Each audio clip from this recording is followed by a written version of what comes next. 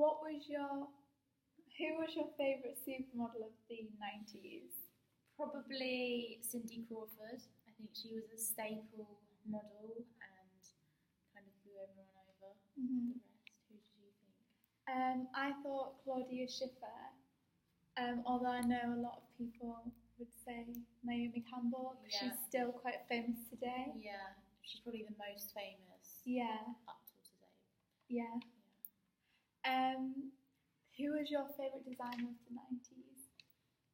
My favourite designer would probably be Paul Smith. I think he was quite contemporary and smart casual, but without being too hard on trends. Yeah. Who would you think? I thought Versace. Because he was like the first person to use supermodels on the catwalk. Yeah.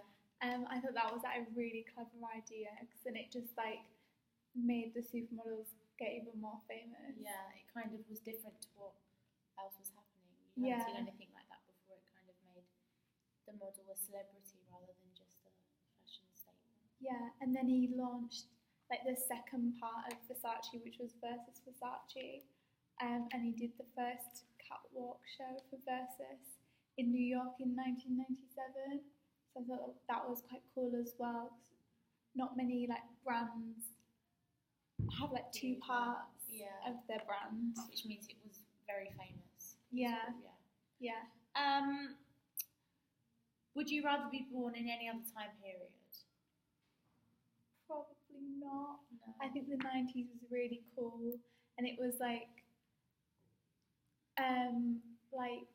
it had loads of cool supermodels, celebrities, music. It wasn't so far down that it was like no technology or anything. It was quite advanced for the time. Yeah, definitely. It's like now, basically. Yeah. And the Zara effect came into play. Yeah, true. So it changed the retail industry completely. Yeah, fast fashion. Yeah. Anything like that. So yeah. Very similar. Mm-hmm.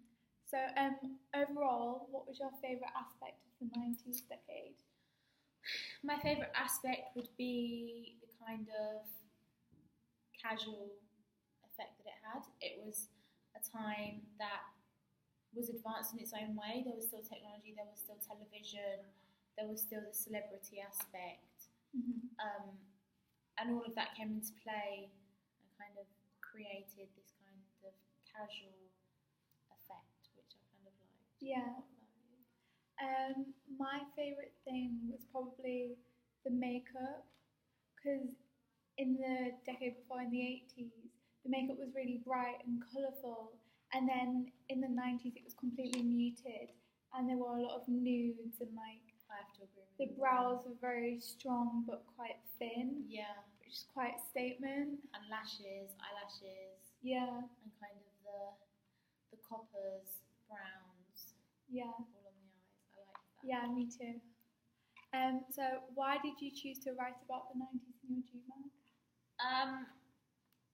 Firstly, I love the era. It was my favourite thing to kind of research. Mm-hmm. And also choosing the brown whistles automatically made me think of the 90s. Everything was quite, even though it was casual, it had architectural aspects, so it was quite structured. Mm-hmm. And I think whistles is all about the formation of things. I think all the other decades were quite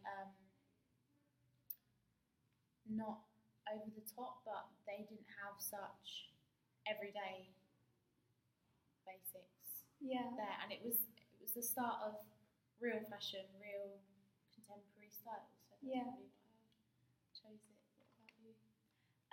Mine's probably the same, because I thought Topshop really like had quite 90s style, although a lot of it is 70s and 80s at the moment. They had a lot of like strong 90s silhouettes and colours and patterns and stuff. And I often think Topshop's clothes are quite grungy. Yeah. So that, and obviously the Britpop thing was in the 90s. Yeah. And obviously Topshop's a British brand. So I thought it just went perfectly. It just kind of clicked into place. Yeah. Right then,